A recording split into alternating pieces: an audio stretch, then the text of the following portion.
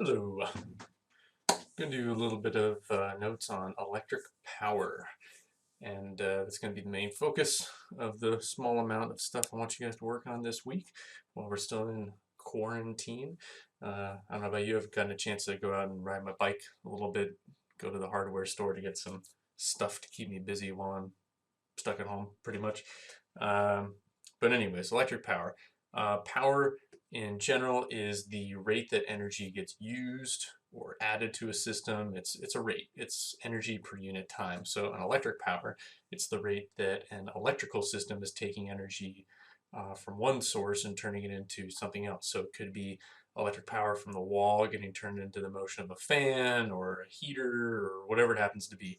It's going to be measured in watts, as you can see on the screen right there. Got some little factoids about electric power. So we'll kind of go through that, work out some example problems, and well, that'll be that. So an example that I was thinking in my head, the watts, is a computer power supply. If anybody's built a computer before, you have to buy a power supply. They can provide enough power for all the components you have, the graphics card, the motherboard, and the processor, and all that kind of stuff. So that power is measured in watts. So you might get a 500, 600, 750 watt power supply, and that's the amount of energy per second it can uh, put out before like stops working.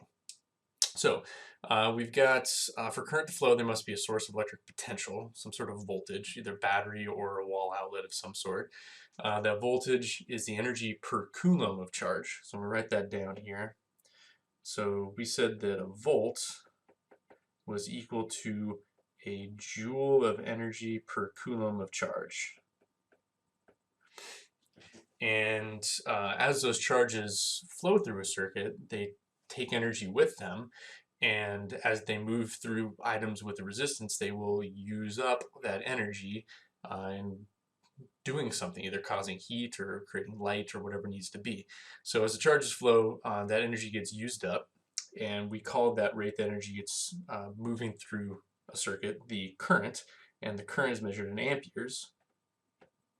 And we define an ampere as being the number of coulombs, oops, pardon my B there, per second.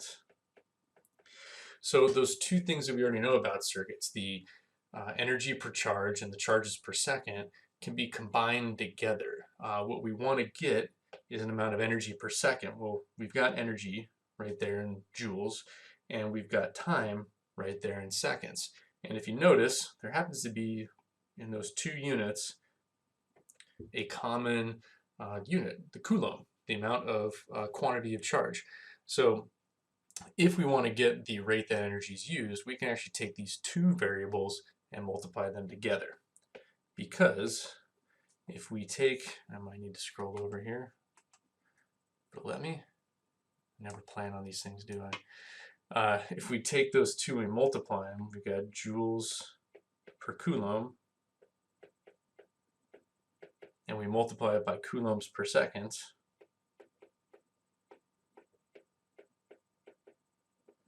well, then we have a nice cancellation of the coulomb, and we're left with joules over seconds, and that's going to be the definition of a watt.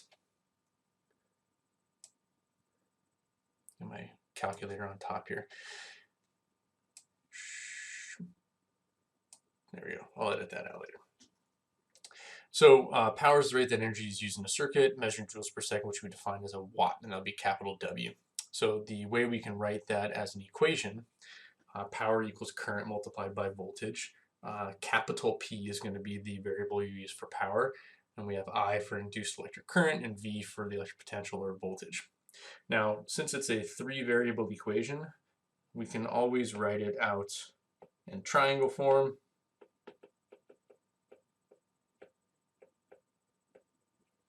We can put P on top and put I times V on the bottom.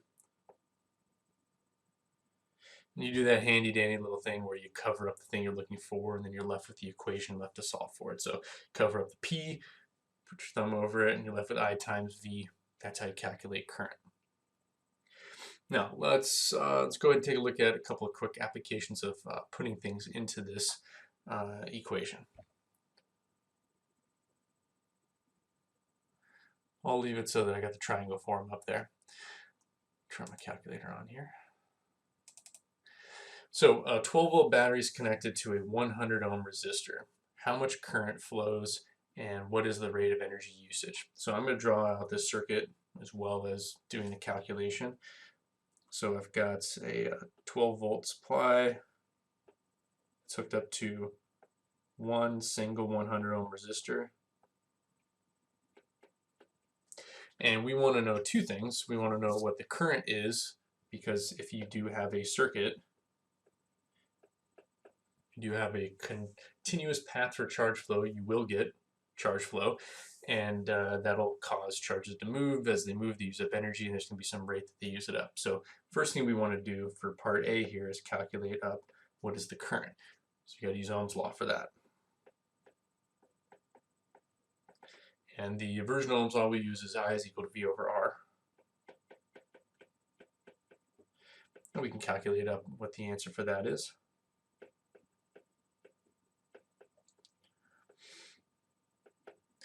And I just couldn't figure that one out in my head. 0.12 amps of current. Now, why don't you try to go ahead and see what the answer is for part B. Pause it, work it out, and I'll start right away. So for part B, we now know what the voltage is, we know what the current is, and we know what the resistance is. We just want to know what the power is. So if we're trying to solve for that, cover up the P, have I times V. And since we know the current, we can 0.12 amps multiplied by the voltage, 12. And that gives us power that's going to be something with a 1, a 4, and a 4, I'm pretty sure. 0.12 times 12, 1.44 watts. Now I'll go ahead and write out the, oh, it's not on the screen there, is it? All the way, there we go. I'll go ahead and write out the units in a little bit more detail here. We've got amps times volts, which would be 1.44 coulombs per second times joules per coulomb. And the coulombs cancel, and we're left with joules over seconds.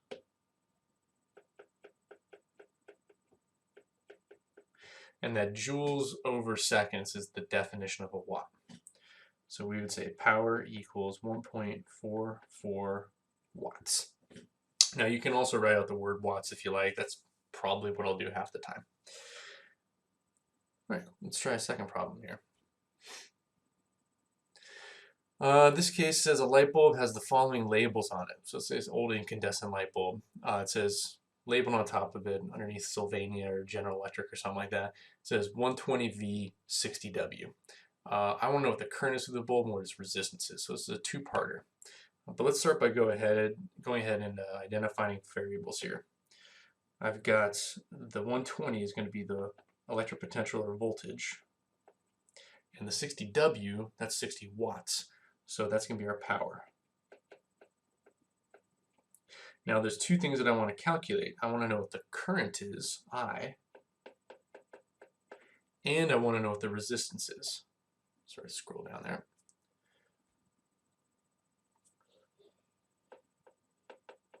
So it's two calculations that you need to do. And why don't you go ahead and give it a shot, see what you get. So for the first part here, we want to calculate current. And if we use the power triangle, or triangle of power, that sounds pretty good. It's like something from the old Legend of Zelda game. I and V on the bottom. In this case, we're looking for the current. That's the thing we don't know, so we covered up. And we're left with P over V as the equation. So current would equal power divided by voltage. So we'd have 60 watts divided by 120 volts, which should give us 0.5 amps. And now for part B, again, if you're stuck on part A and you just pause it to see, unpause it to see what the answer for was for part A, you can pause it here and see if you can figure out what the resistance is. But with Ohm's law, if we've got the triangle for Ohm's law, V IR. If we're looking for what the resistance is, cover it up, and we take V over I to find our answer.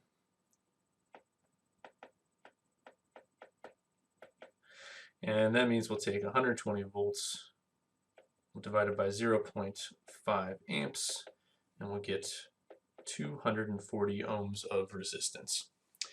Now, there's going to be some other ways you can figure out power, and we'll take a look at different ways to set up the equations as well.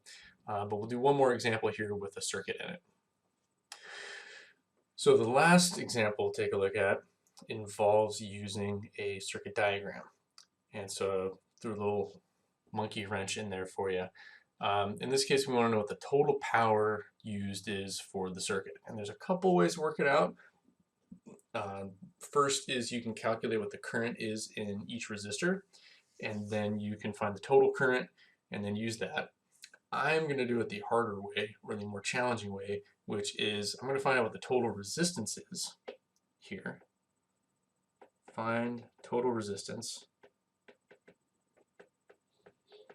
because I want to use the parallel resistance equation to figure out what it is. Then going to find out the current from the battery.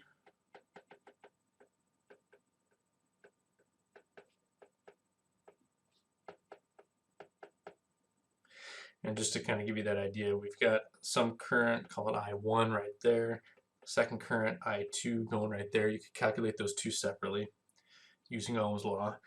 And then you've got a large current, call it IT for I total, coming out of the battery. I'm going to go directly to finding I total. And then the last step will be to calculate the power. So give it a shot. See if you can get that answer, and I'm going to go and pause it, all have it worked out, and then I'm going to reveal the solution.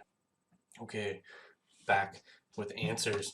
So the total resistance for a parallel circuit, we'd use that inverse addition equation. I did the simplified version of it here, but both resistors are 10 ohms. So we put in 10 to the negative 1 plus 10 to the negative 1, all inverted, which gives us a total resistance of 5.